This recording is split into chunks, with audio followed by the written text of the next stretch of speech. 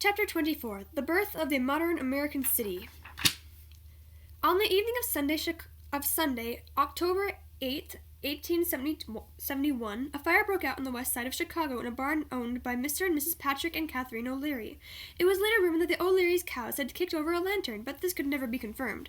Whatever the cause, the fire spread quickly. The city was dry from lack of rain. Strong winds drove the flames into the heart of the city.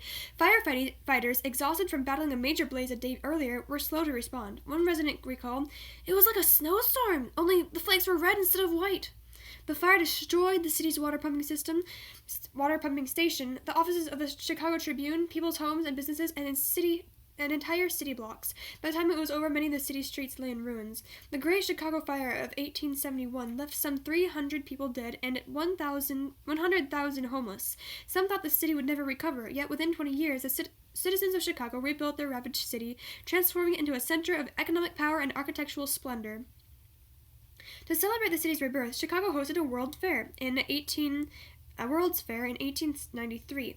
The World's Columbian Exposition, as it was officially known to commemorate the 400th anniversary of the arrival of Columbus in the New World, covered more than 600 acres.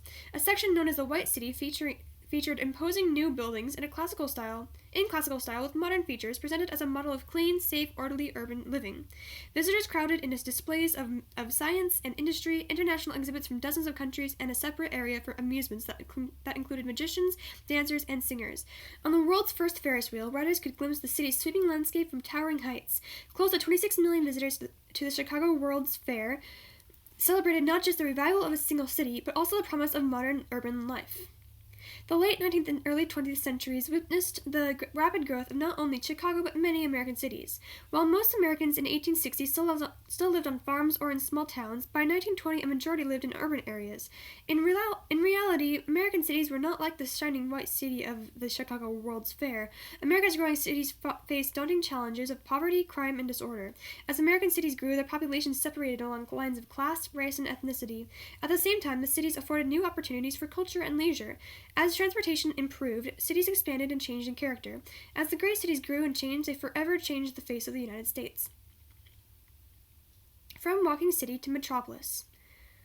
In the early and mid-19th century, most urban areas in the United States were walking cities, in which residents could mostly get where they needed to go on foot. In these tight and compact cities, residents from different social classes lived and worked in the same neighborhoods, but in the mid to late 19th century, as urban populations swelled, cities needed more space for new residents and businesses. New transportation transformed cities. New forms of mass transportation began to transform the nature of urban America, making it possible for more city dwellers to live further from their places of work. In the greater New York area, steam ferries carried some 33 million people between neighborhoods. Most people traveled back and forth from Manhattan to Brooklyn, New York, or Hoboken, New Jersey. Observing the press of people on the ferry docks in 19th century Brooklyn, the poet Walt Whitman noted, "Crowds of men and women attired in the usual costumes, on the ferry boats, the hundreds and thousands that crossed, returning home." In the 1850s, New York's ferry crossing cost just 2 cents each way, making it affordable for tens of thousands of local residents. By 1870, the ferries carried some 50 million people each year between Brooklyn and New York City. They made Brooklyn's quick rise as a large city possible. At the dawn of the 20th century, Brooklyn had iron mills and hat factories, meat packing plants and grain depots, and more than 350,000 foreign-born residents. New York also offered residents access to hundreds of miles of omnibus and streetcar lines. Omnibuses were horse-drawn buses that made regularly scheduled stops. The first streetcars, known as horse cars, were pulled by horses, but their metal wheels ran on rails, making for a smoother ride at twice the speed of the omnibus. By 1860, 45 million people were using New York's horse-drawn streetcars. In the same year, Philadelphia had 155 miles of streetcar rails. The horses, however, polluted the streets with manure and were themselves overworked and subject to disease. City dwellers soon had an alternative to the horse-drawn streetcar with the invention of the elevated railroad, or L for short. On the L, Steam-powered cars moved on tracks mounted on high pillars. While elevated trains moved quickly, they shook nearby buildings and rained ashes on pedestrians. And the tracks, about 3 stories high, blocked sunlight from the streets below. The next major step in urban transportation was the invention of the cable car. Huge underground steam engines continuously pulled a heavy cable accessible through a slot in the street. To make the cable car go forward, the operator engaged a device that gripped the moving cable. By 1894, Chicago had 86 miles of cable car track to carry city dwellers between home and work. At their peak in 1890, car cable systems were carrying more than 370 million passengers back and forth across American cities each year. The greatest improvements in transportation for urban Americans came with advances in electrification.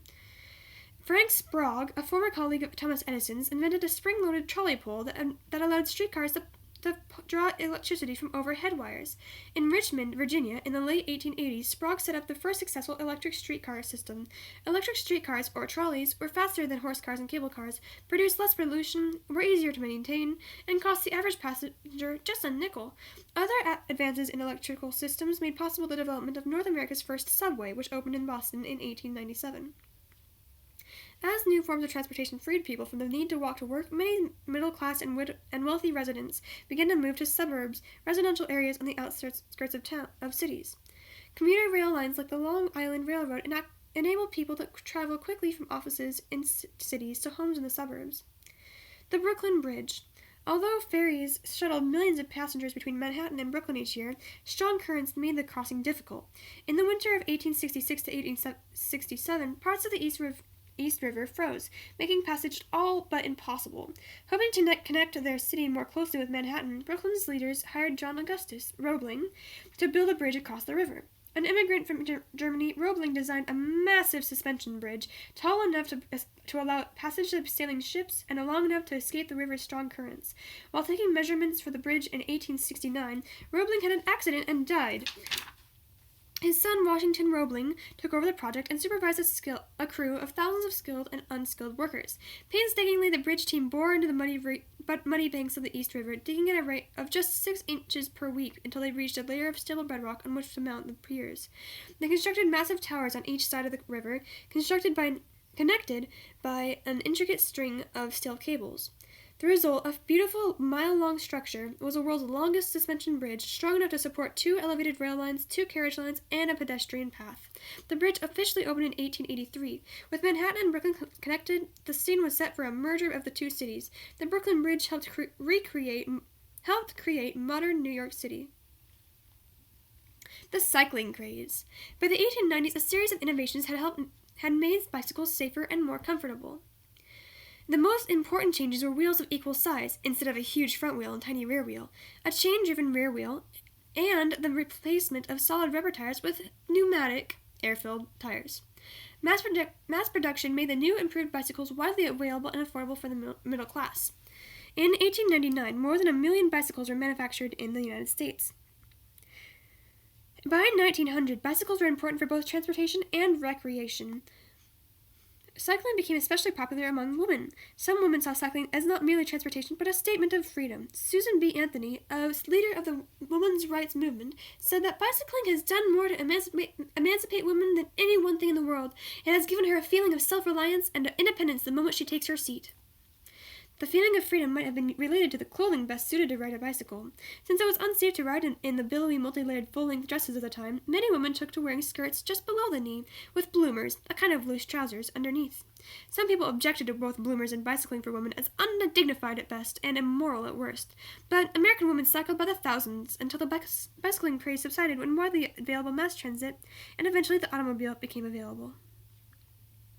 Growth through annexation. New advances in transportation and technology allowed cities to expand by annexing neighborhood and communities.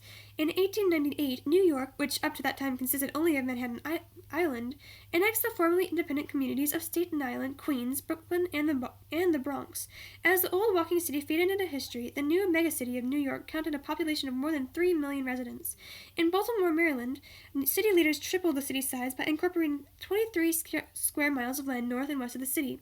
The newly acquired land was quickly transformed into a booming commercial and residential district, including a firehouse, several churches, and Goucher College for women. Middle-class professionals built homes and prospered in the new district. Social stratification. By the end of the 19th century, large cities had distinct residential, business, and manufacturing districts. City dwellers who once lived in the same place where they worked now more and more often commuted to work by public transportation.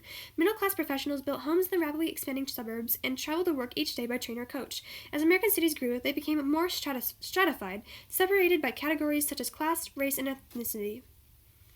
In the mid-1800s, millions of native-born Americans left their farms for the city. Many of the American-born migrants to cities were African Americans. In the late 19th century, great waves of immigration fueled the growth of American cities. By 1910,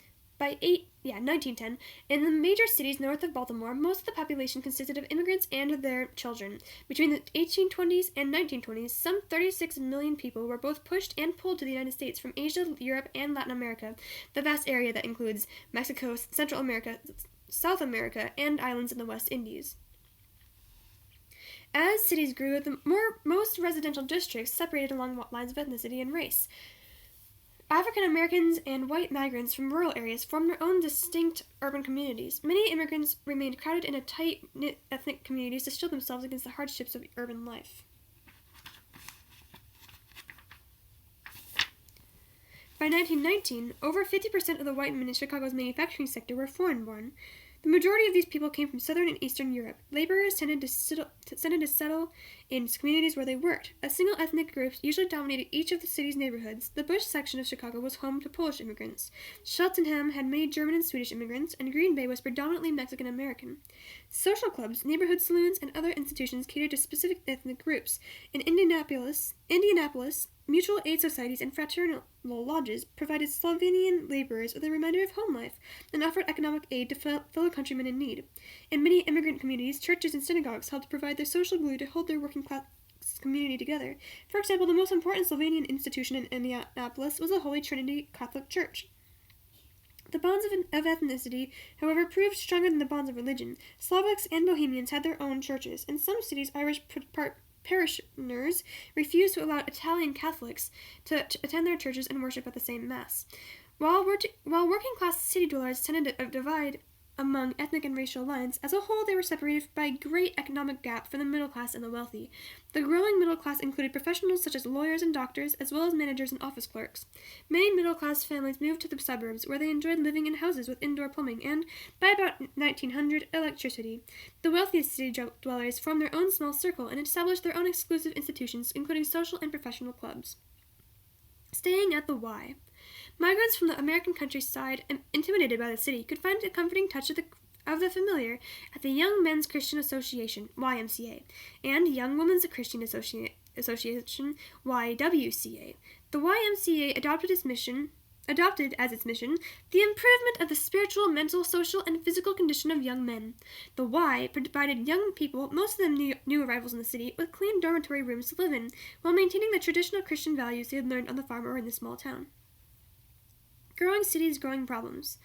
From 1860 to 1820, the number of people living in cities with more than 8,000 residents increased from 6.2 million to 54.3 million. The problems that afflicted American cities in the years before the Civil War, overcrowding, disease, violent crime, grew worse as the urban population exploded during the second wave of immigration in the late 19th century. Many city dwellers lived in cramped, crowded conditions like the densely concentrated brick row houses of Philadelphia. New arrivals poured into New Orleans, and Richmond faster than developers could build new housing. In these southern cities, many of the poorest residents were packed into buildings that had once been slave quarters. Shoddy construction of housing, factories, and shops left cities vulnerable to disasters like Chicago's Great Fire of 1871. In the late 19th century, few cities had modern sanitation services. City residents walked along unpaved streets filthy with garbage and horse manure. They often drank contaminated water. Inadequate sewer systems failed to dispose of human waste. Epidemics of cholera, typhoid fever, and tuberculosis spread across America's cities. Life in the tenements. In the Gilded Age, some of the greatest accumulations of wealth in the world existed side by side with some of the worst poverty and squalor. In New York City, for example, Henry Henry Clay Frick, a captain of industry, and the powerful banker J.P. Morgan lived in enormous mansions, since turned into museums. Elsewhere in the city, the poor lived in crowded apartment buildings called tenements. These shoddily constructed and overcrowded buildings, stifling in summer and freezing in winter, were breeding grounds for disease and crime. The miseries of tenement life were brought to national attention in How the Other Half Lives, a book published in 1890 by Jacob Riis. An immigrant from Denmark, Riis had known hard times when he first arrived in America and could not find work. Eventually, he became a reporter and a photographer for New York newspapers, and he used his talents to make the public aware of the poverty and hardship of life for many city dwellers. The tenements, wrote Riis, are the hotbeds of the epidemics that carry death to rich and poor alike, the nurseries of pauperism and crime that fill our jails and police courts. They touch the family life with deadly moral contagion.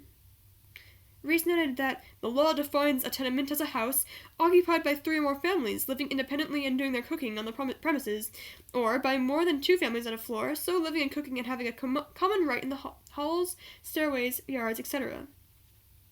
In contrast to this bland legal definition, Riis described the reality observed and photographed. It no longer excites even passing attention when the sanitary police report counting 101 adults and 91 children in a Crosby Street house, one of twins built together. The children at the other, if I'm not mistaken, numbered 89, a total of 180 for 2 tenements. Or, when a midnight inspection in Mulberry Street unearthed 150 lodgers sleeping on filthy floors in 2 buildings.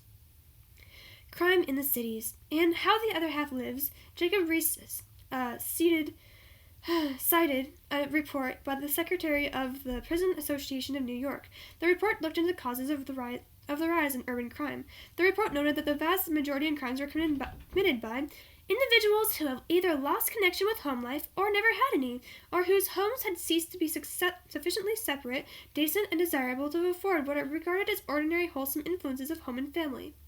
The report further noted that the younger criminals seem to come almost exclusively from the worst tenement house districts. Riis described the rise of youth gangs in New York.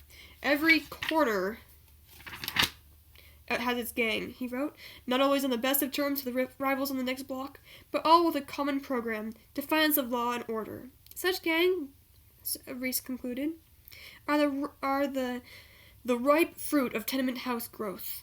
Not just New York, but many American cities confronted rising rates of crime. New residents often failed to find steady jobs, and sometimes even steady work paid such low wages that people had trouble supporting their families. Desperation fed growing rates of robbery, burglary, and murder in American cities. As the problem of the cities were brought to light by Riis and others, reformers tried to help the poor and improve urban life. The following chapters will explore the efforts of some of these reformers. How the Other Half Lives. Jacob Riis, a New York reporter, used the technology of flash photography to illuminate the darkest corners of New York City. In newspaper articles, books, and slide lectures, he exposed the poverty and misery of Manhattan tenements in the Gilded Age. Among the most influential anti-poverty books ever written in America, Riis's How the Other Half Lives influenced politicians in New York and nationwide to clean up the evils of tenement life. Long ago it was said that one half of the world does not know how the other half lives. That was true then. It did not know because it did not care. The half that was on top cared little for the struggles and less for the fate of those who were underneath, so long as it was able to hold them there and keep its own seat.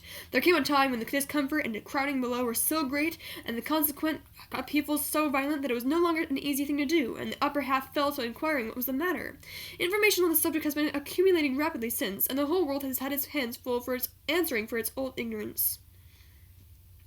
Where Mulberry Street crooks like an elbow within hail of the old depravity of the 5 Points is the Bend, foul core of New York slums. There is but one Bend in the world, and it is enough.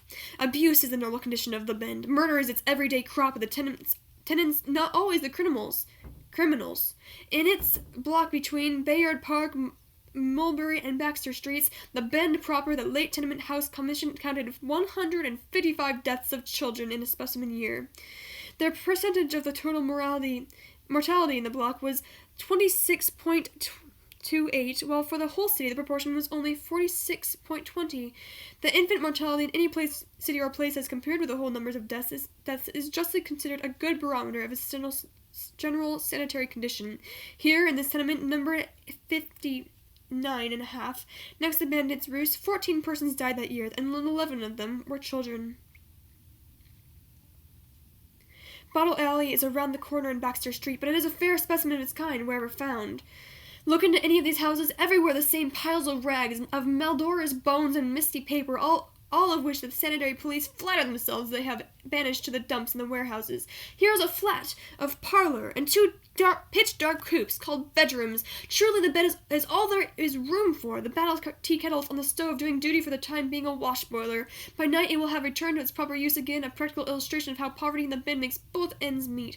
1, 2, 3 beds are there. If the old boxes and heaps of fell straw can be called by that name, a broken stove with crazy pipe from which the smoke leaks at every joint, a table of rough boards propped up on boxes, piles of rubbish in the corner. The closeness and smell are appalling. How many people sleep here? The woman with a red bandana shakes her head sullenly, but the bare-legged girl with bright face counts on her fingers.